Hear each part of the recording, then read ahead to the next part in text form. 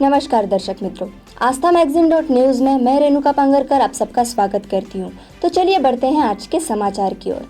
बिजनौर की जन चौपाल में बोले पीएम मोदी, फर्जी समाजवादियों के बहकावे में न आए, योगी सरकार में भाई भतीजावाद से मुक्ति मिली।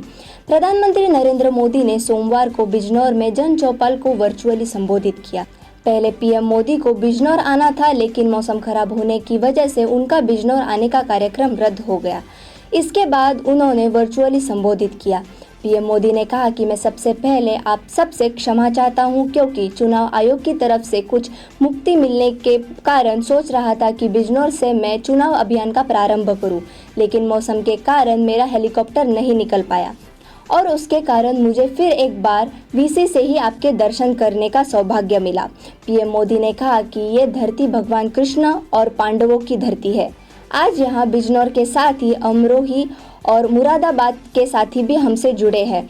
मैं अपनी बात की शुरुआत इस क्षेत्र की कवि दुष्यंत कुमार जी की 2 लाइनों से करूँगा। उन्होंने कहा था कि यहाँ तक आते आते सूख जाती है कई नदियाँ, मुझे मालूम है पानी कहाँ ठहरा हुआ होगा। सेंसेक्स में 1000 अंकों से ज़्यादा की गिरावट, निफ्टी 17,200 के नीचे। भारतीय शेयर बाजारों के लिए आज सप्ताह का पहला कारोबारी दिन निराशा वाला गुजर रहा है। सेंसेक्स में 1200 अंकों से ज़्यादा की गिरावट देखी जा रही है, वहीं निफ्टी में 300 अंकों से ज़्यादा की गिरावट के साथ 17,200 के नीचे कारोबार कर रहा है। बैंक निफ्टी में 700 अंकों से ज़्यादा की गिरावट नज़र आ रही है। निफ्टी के 50 में से 44 शेयरों में गिरावट देखने को मिली है। अरुणाचल प्रदेश के कमेंग सेक्टर से बड़ी खबर सामने आई है। यहाँ के उच्च ऊंचाई वाले क्षेत्र में हिम संकलन में भारतीय सेना के 7 जवान दबे होने की खबर है। भारतीय सेना ने कहा कि हिम संकलन की चपेट में आए सेना के गश्ती दल को बचाने के लिए बचाव अभियान जारी है। बचाव कार्यों में सहायता के लिए विशेष टीमों को एयरलिफ्ट किया गया है। क्षेत्र में पिछले कुछ दिनों से भारी बर्फबारी के कारण मौसम काफ़ी खराब है। ताज़ा जानकारी के मुताबिक Manali Leh highway per him संकलन होने की खबर है। इसके बाद छुट्टियां मनाने गए पर्यटकों को खास तौर पर सतर्क रहने की सलाह दी गई है। खबरों के मुताबिक राज्य के 4 राष्ट्रीय राजमार्ग सहित 731 से ज़्यादा सड़कें बंद हो गई है। हिमाचल और उत्तराखंड में भी बर्फबारी के चलते सड़कें बंद होने की सूचना मिल रही है। बिजली पानी की आपूर्ति भी ठप हो गई है। इससे आम जनजीवन पर खासा असर पड़ा है। राज्यसभा में अमित शाह की ओवैसी से अपील, सुरक्षा ले ले ताकि हम चिंता मुक्त हो सके। अमित शाह ने राज्यसभा में अपने बयान के दौरान कहा कि ओवैसी ने Z+ सुरक्षा को लेने से इनकार कर दिया है। मेरी अपील है कि वो सुरक्षा ले ले ताकि हम चिंता मुक्त हो सके। ओवैसी पर हमले को लेकर राज्यसभा में अमित शाह ने कहा, ओवैसी जनसंपर्क कार्यक्रम करने के बाद दिल्ली लौट रहे थे। इसी दौरान 2 अज्ञात व्यक्तियों द्वारा उन पर गोलियां चलाई गई। उस घटना को 3 गवाहों द्वारा देखा भी गया। उन्होंने बताया कि मामलों में 2 लोगों की गिरफ्तारी की गई है। मामले में गंभीरता से जांच की जा रही है। नितिन गडकरी कल जारी करेंगे गोवा के लिए बीजेपी का घोषणा पत्र। सीएम सावंत और देवेंद्र फडणवीस समेत कई नेता रहेंगे मौजूद। सड़क परिवहन और राजमार्ग मंत्री नितिन गडकरी गोवा विधानसभा चुनाव के लिए 8 फरवरी को यानी कल भारतीय जनता पार्टी का घोषणा पत्र जारी करेंगे। पार्टी ने देश की स्वर कोकिला और भारत रत्न लता मंगेशकर के निधन की सूचना के बाद रविवार को घोषणा पत्र जारी करने को लेकर आयोजित होने वाले कार्यक्रम को टाल दिया था।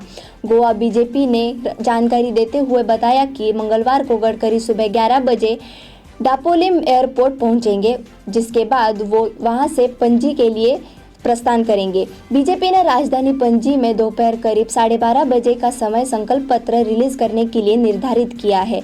पर्यटन तथा बंदरगाह राज्य मंत्री और गोवा के चुनाव सह प्रभारी श्रीपाद नाईक, महाराष्ट्र के पूर्व मुख्यमंत्री देवेंद्र फडणवीस, रेल तथा कपड़ा राज्य मंत्री दर्शन जरदोश, मुख्यमंत्री प्रमोद सावंत, गोवा अध्यक्ष सदानंद शेठ, गोवा डेस्क प्रभारी सिटी रवि सहित कई केंद्र और राज्य के नेता इस अवसर पर मौजूद रहेंगे। राहुल गांधी की सुरक्षा में चूक, चलती गाड़ी में फेंका झंडा, चेहरे पर लगा। पंजाब के लुधियाना में राहुल गांधी की सुरक्षा में चूक हो गई है। एक शख्स ने राहुल गांधी की चलती कार में झंडा फेंका, जो राहुल गांधी के चेहरे पर जा लगा। बता दें कि कल लुधियाना में राहुल गांधी ने सीएम चेहरे के रूप में चरणजीत सिंह चन्नी के नाम का ऐलान किया था। बताया जा रहा है कि राहुल गांधी की चलती कार में झंडा फेंकने वाला शख्स यूथ कांग्रेस का नेता नदीम खान है। पुलिस ने उससे पूछताछ के बाद छोड़ दिया है। उसके खिलाफ यह कहकर कार्रवाई नहीं की गई कि उसकी राहुल गांधी को नुकसान पहुंचाने की मंशा नहीं थी। सुर सम्राज्ञी के निधन से आरबीआई ने टाली आज से होने वाली एमपीसी बैठक, 10 फरवरी को आएंगे नतीजे। सुर सम्राज्ञी लता मंगेशकर के निधन के कारण आरबीआई ने होने वाली मौद्रिक नीति समिति की बैठक एक दिन के लिए टाल दी है। अब यह 3 दिवसीय बैठक 8 फरवरी यानी कल से होगी, जो पहले आज यानी 7 फरवरी से होनी थी। इसके नतीजे 10 फरवरी को आएंगे। तब पता चल जाएगा कि आप पर होम और ऑटो लोन की ईएमआई का बोझ बढ़ेगा या घटेगा। जानकारों का मानना है कि महंगाई संबंधित चिंताओं के बीच आरबीआई अपनी अगली और बजट 2022 के बाद की पहली द्विमासिक मौद्रिक नीति समीक्षा में प्रमुख नीतिगत दरों के मोर्चे पर यथास्थिति कायम रख सकता है। सामान्यीकरण प्रक्रिया के रूप में रिजर्व रेपो रेट में बदलाव कर सकती है। उत्तराखंड के लोगों से केजरीवाल का वादा, 24 घंटे बिजली के साथ 10 लाख की बचत का दावा। चुनाव के आखिरी दिनों में चुनाव राजनीति को धार देने के लिए आम आदमी पार्टी के राष्ट्रीय संयोजक और दिल्ली के सीएम अरविंद केजरीवाल अपने उत्तराखंड दौरे पर हरिद्वार में हैं। अपने 3 दिन के खास दौरे में उन्होंने पार्टी के स्टेट यूनिट से मुलाकात के बाद जनता से कई चुनावी वायदे किए। धर्मनगरी से उत्तराखंड का चुनाव मोर्चा संभालने वाले केजरीवाल ने अपनी प्रेस कॉन्फ्रेंस में प्रदेश को 24 घंटे बिजली देने का वादा किया है। इस दौरान उनके साथ मंच पर कर्नल कोठियाल समेत कई नेता मौजूद रहे। सूत्रों के मुताबिक मंगलवार तक केजरीवाल यहां हरिद्वार रहकर प्रत्याशियों और आप के पदाधिकारियों से मुलाकात कर चुनाव पर चर्चा करेंगे। इस दौरान केजरीवाल ने शहीद सैनिकों के परिवार वालों को सम्मान राशि के तौर पर 1 करोड़ की धनराशि देने का वादा करते हुए कहा कि इसमें पैरामिलिट्री और पुलिस के जवानों को भी जोड़ा जाएगा। डीजीसीआई ने स्पुतनिक लाइट को दी आपात इस्तेमाल की मंजूरी। कोरोना वायरस के खिलाफ जारी लड़ाई में तेज गति से वैक्सीनेशन अभियान चलाया जा रहा है।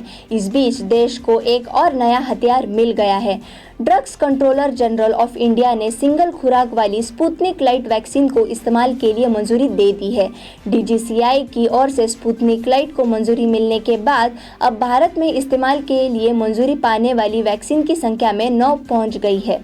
केंद्रीय स्वास्थ्य मंत्री मनसुख मांडविया ने रविवार को ट्वीट करके जानकारी दी कि डीजीसीआई की तरफ से भारत में इमरजेंसी इस्तेमाल के लिए स्पुतनिक लाइट कोविड-19 वैक्सीन की मंजूरी दे दी है। उन्होंने बताया कि यह देश में 9वीं कोविड वैक्सीन है और इससे महामारी के खिलाफ जारी लड़ाई को और मजबूती मिलेगी। कांग्रेस गुजरात में कोरोना पीड़ित परिवारों के लिए निकालेगी पदयात्रा। गुजरात में कांग्रेस न्याय पदयात्रा निकालेगी। कांग्रेस का कहना है कि राज्य में कोरोना से मरने वालों का वास्तविक आंकड़ा छुपाया जा रहा है और इसके लिए मुआवजे के आवेदन को भी खारिज किया जा रहा है। इन कोरोना पीड़ित परिवारों को न्याय और मुआवजा दिलाने के मकसद कांग्रेस गुजरात के 8 मेट्रो शहरों और 33 जिलों मुख्यालयों में न्याय पदयात्रा निकालने जा रही है। कांग्रेस इस न्याय पदयात्रा के माध्यम से राज्यों में कोविड-19 से मरने वाले प्रत्येक व्यक्ति के हिसाब से परिवार के सदस्यों को 4 लाख रुपए मुआवजा दिलाने की मांग करेगी। कांग्रेस का कहना है कि उनका उद्देश्य इस न्याय पदयात्रा के जरिए प्रभावित परिवारों को दिए जाने वाले 50,000 रुपए जुर्माने की विसंगतियों को उजागर करना है। ऐसे ही समाचार और देश विदेश की खबरों को सुनने के लिए हमारे आस्था मैगजीन .न्यूज़ को लाइक करें, शेयर करें और सब्सक्राइब करें। धन्यवाद।